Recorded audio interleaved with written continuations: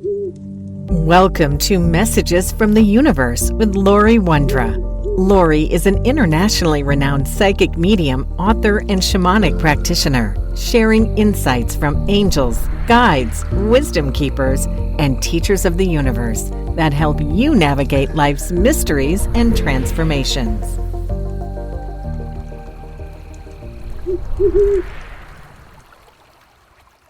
Hello, this is Lori Wondra, and thank you for listening. I was posed a question a few weeks back, and it made me ponder. And the question was, how might you open your heart while you guard it? And my first response was, what?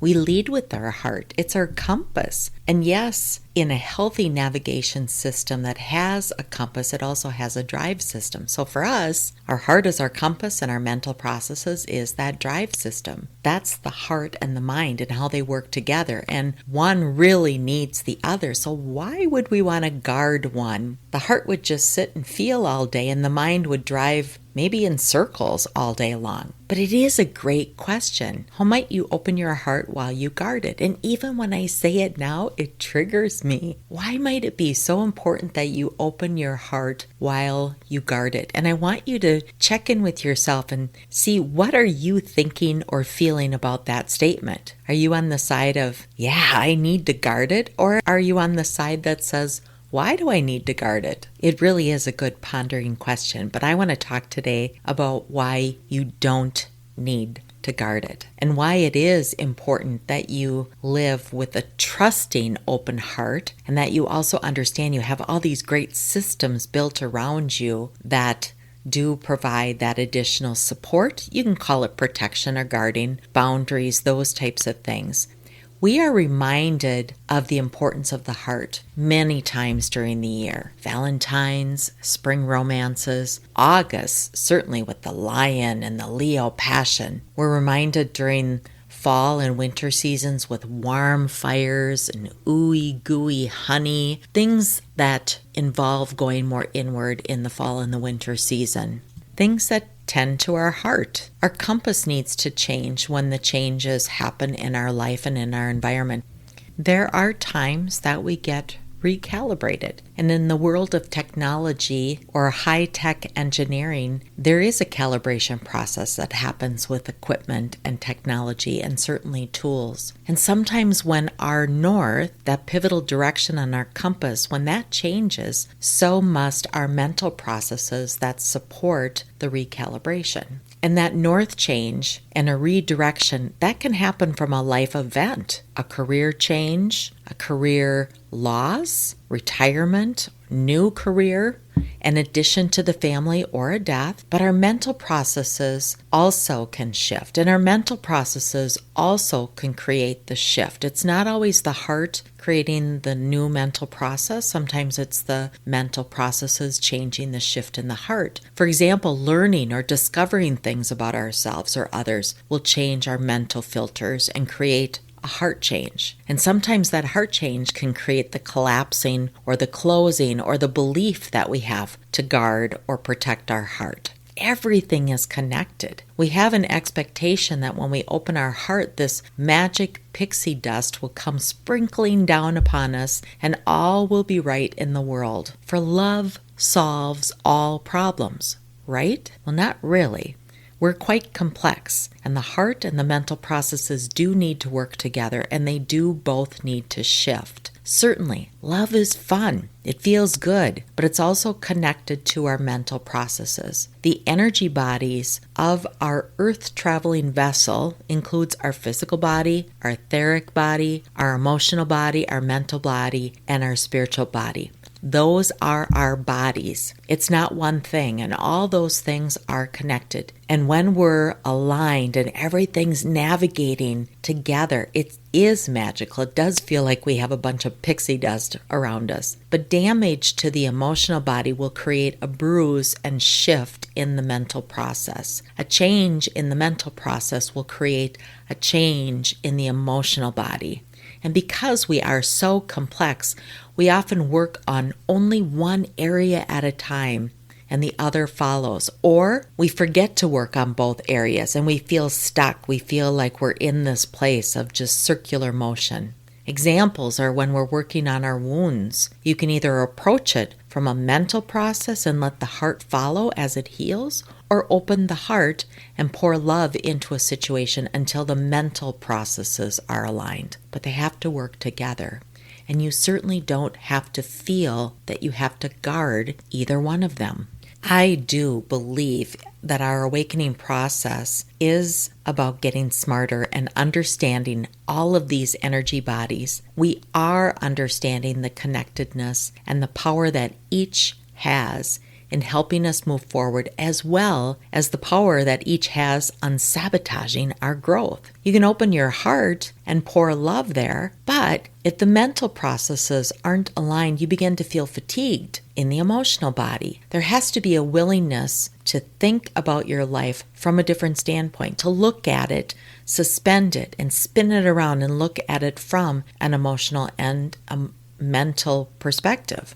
There has to be a knowing that all shifts and nothing stays the same. Those things that you thought you knew will probably need adjustments somewhere along this journey. Nothing is fixed, including you. In broken, we're often willing to use other people's goodness.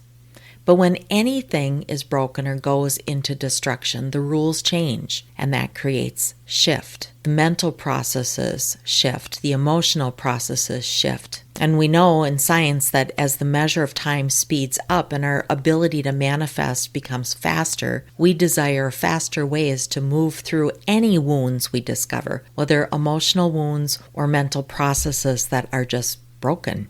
When I see energy in people, it's really curious for me to see the energy patterns, because some people process more from the mental body and some from the heart body. And that shows up in your energy field. And I'm going to pause just for a moment and have you think about that. Where or what is stronger in you? Is it your emotional body or is it your mental process? Because one is going to be the dominant, one is going to be stronger than the other. They do work very closely together, but also knowing that which one is more dominant in you.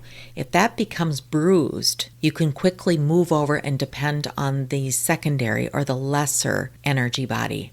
Here's another one of those times where our human systems function so much like computer systems. In computer science, there's a term called a heartbeat. It actually is a periodic signal that's generated by hardware or software to indicate normal operation or to synchronize other parts of a computer system. That heartbeat mechanism is one of the common techniques in mission-critical systems for providing high availability and fault tolerance of network services. It detects the network or system failures or those devices that belong to a network cluster. It's controlled or administered by a master server or master computer.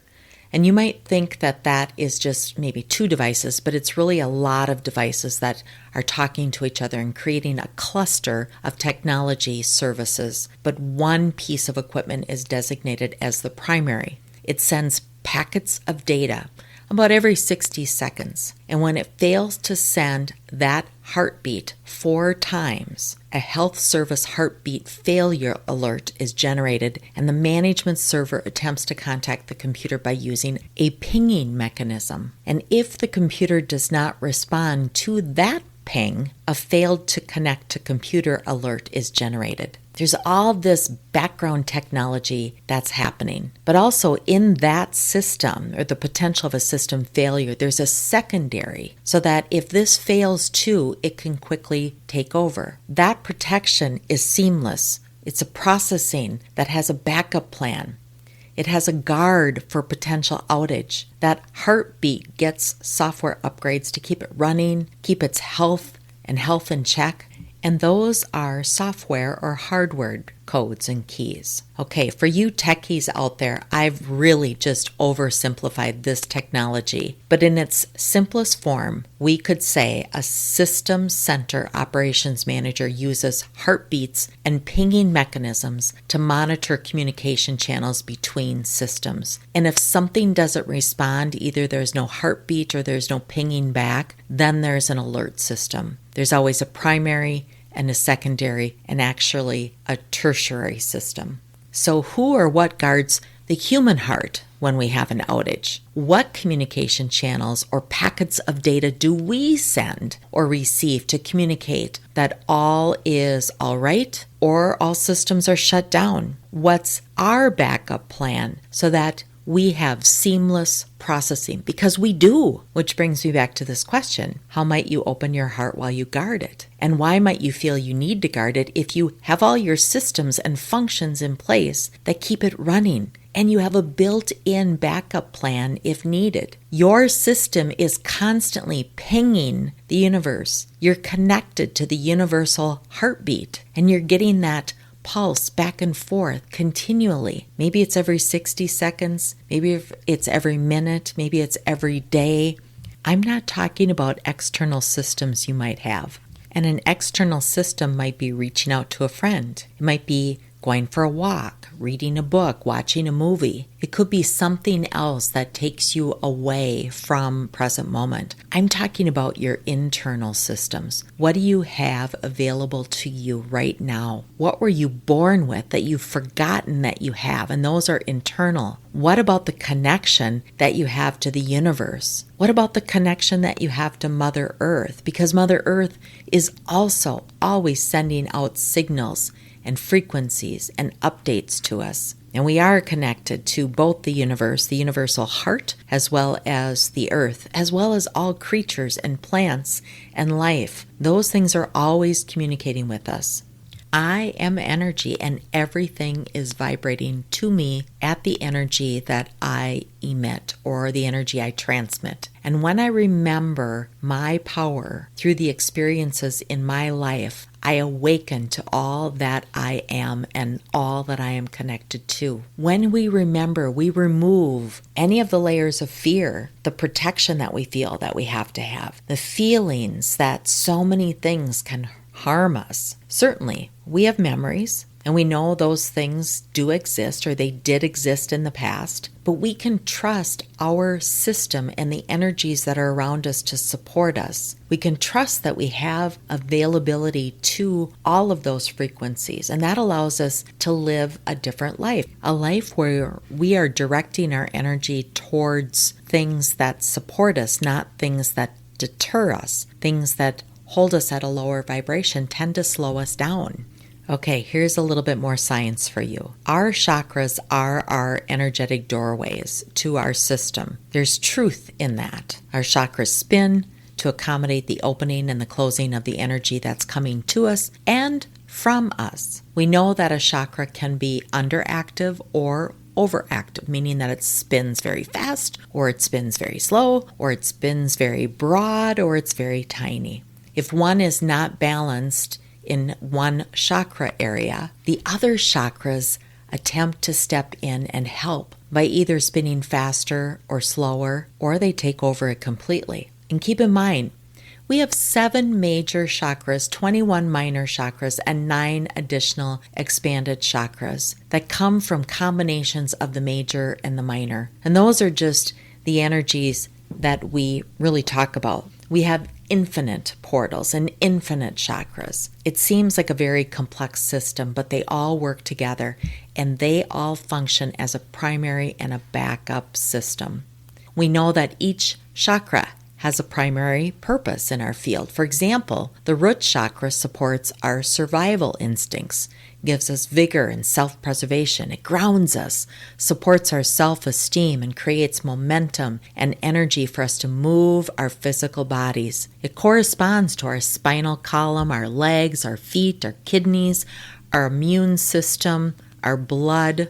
On the musical scale, it's represented as the note of C. It's the color of red. And on the vibrational scale, it vibrates at 396 hertz. And if I reduce that number, meaning that if I take 396 and I add 3 plus 9 plus 6, which is 18, and then I further reduce that, 1 plus 8, I get the number 9. And 9 is known as being a gateway for release or entry of energy. And we focus on the heart chakra, We know that that heart chakra vibrates at 639. Many believe that it's 528, but 528 is actually the heart chakra of Mother Earth and of the galactic, but it's our human solar plexus. The heart chakra actually vibrates to 639. And if I reduce that number, 6 plus 3 plus 9, that reduces to 18 also, and that reduces further to 9, and that is a gateway also.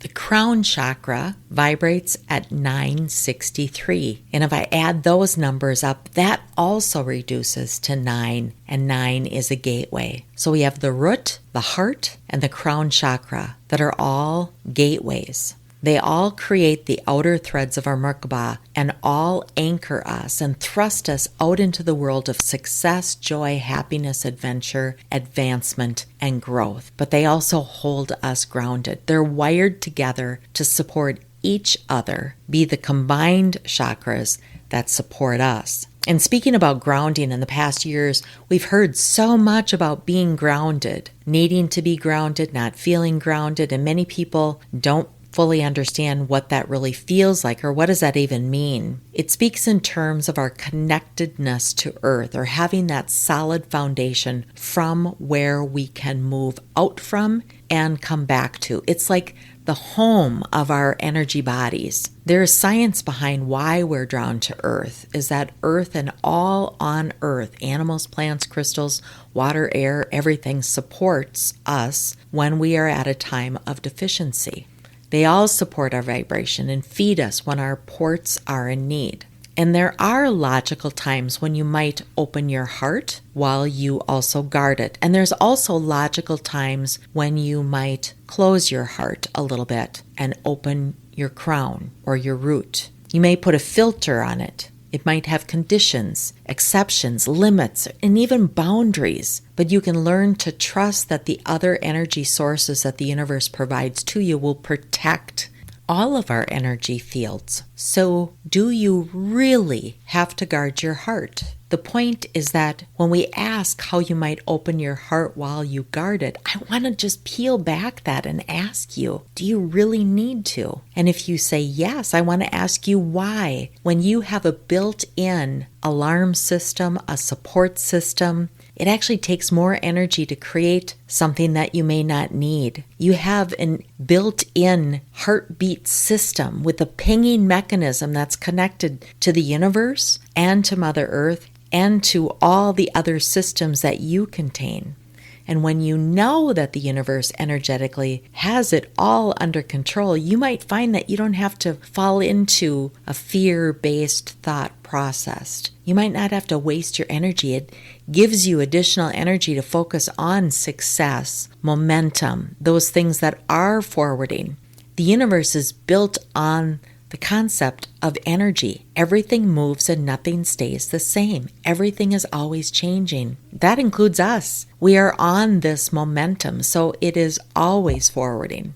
None of us really like detours. And when we understand our power and the processes and how they support each other, it allows us to use our emotional processes and our mental processes and programs over those things such as fear, regret, anger, indecisiveness. A scientifically controlled study conducted by German researchers at the University of Kassel has shown that while the chest area of an average person emits only 20 photons of light per second, someone who meditates on their heart center and sends love and light to others emits an amazing 100,000 photons per second. That's 5,000 times more than the average human being. Numerous studies have also shown that when these photons are infused with a loving and healing intent, their frequency and vibration increases to the point where they can literally change matter, heal disease, and transform negative events. That is a choice. If you've been with me when I've taught about energy and I use divining rods, I demonstrate how our energy and our thoughts and our emotions can shift energy to be a negative force or an alter positive energy. We can choose to send or we can choose to not send energy. We can choose through our mental processes how we emit emotional power. We can choose to share, we can choose to withhold. And when Mother Earth pings us to see how we're doing, she maybe gets an error message. And then what happens? The universe pulses us with more light and love to help us. When the universe pings us to see how we're doing and it doesn't get a response, our ancestors, our guides, our angels, they may send more energy to lift us during our times of challenge. And then other magic happens. We discover we can. We discover our power. We discover the power of our energy field. We discover the connectedness. I'm mentally creating a mental thought process that says I'm going to emit energy from the heart. Those two things are working together. We become sure of what we can do and even sure of what we can't do. Of course, we have limitations, but that too is what the universe shows us. Our natural number 9 ports are root, heart, and crown. But when we remember that if any of those fail while they are pinging each other, our internal systems take over. We have other chakras, right, that are feeding energy from and to Earth and the universe and everything that's around us. The number 6 portals are the solar and the third eye. The solar frequency is 528. The third eye is 852. And if I reduce those down to the number 6. They're secondary. And lastly, there's 2 ports that are tertiary. That's the sacral and the throat. The sacral, that vibrates at 417. And the throat, that vibrates at 741. And if I reduce those down, they reduce down to 3. So overall, our system, we have 3 primary ports that vibrate to 9. They open, absorb in, emit out. Their backup ports are the solar and the third eye. And the tertiary ports are the sacral and the throat. We have this amazing system that just kicks in when we need it. And in the world where everything is energy, we can talk about crystals and plants and animals because those all have vibrational frequencies also. And we know that Earth has a vibrational frequency, but the planets also carry a vibrational frequency, and they actually carry a note. If you go out to the NASA site, you can hear what Mercury sounds like. And for example, Mercury and Pluto are C, or the base or the root chakra. Yet we give Mercury such bad press when he goes retrograde. We forget that he represents that which is rational and stands for the spoken and written word, putting things in order, weighing and evaluating the process of our learning and the skills that we use. And Pluto, too, gets a bad rap. He's described as this radical change and death and rebirth. He gets blamed for bad things. But yet Pluto describes how we deal with our power, personal and non-personal, be it through suffering the power of others or exercising it ourselves. And again, Pluto and Mercury, they vibrate to that root or base chakra. That supports us. And I could go through all the planets. Mars and Saturn are D, which is our sacral. Earth is E. That's our grounding and foundation. Sirius is F, which is our heart. That's humanity's collective and how we embrace the divine masculine, the mental, the logical, because we do need balance. And I can go through the other planets, but my point is that we're supported by the universe.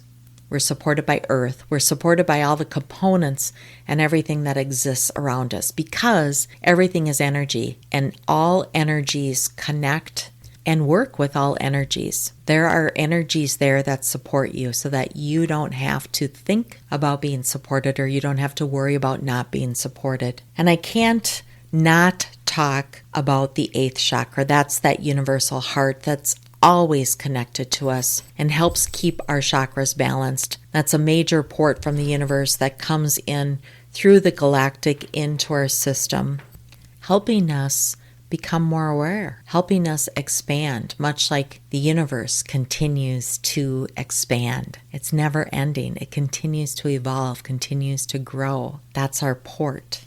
Whatever is happening, it's simply what's happening. It's not right or wrong. It's not good or bad. We are balanced. We are grounded, and we are supported. We just get to acknowledge the magnificent system that we are and understand how powerful it is and how powerful you are. You're learning, you're growing, you're awakening. I'm Lori Wondra of Your Life Core, and thank you for listening. Thank you for listening to Messages from the Universe. For information about Lori Wondra's current events or to schedule a private session, visit her website, yourlifecore.com. You can also subscribe to her monthly newsletter. Lori also shares inspirational and informational messages on Instagram, Facebook, and LinkedIn. Thanks again for listening.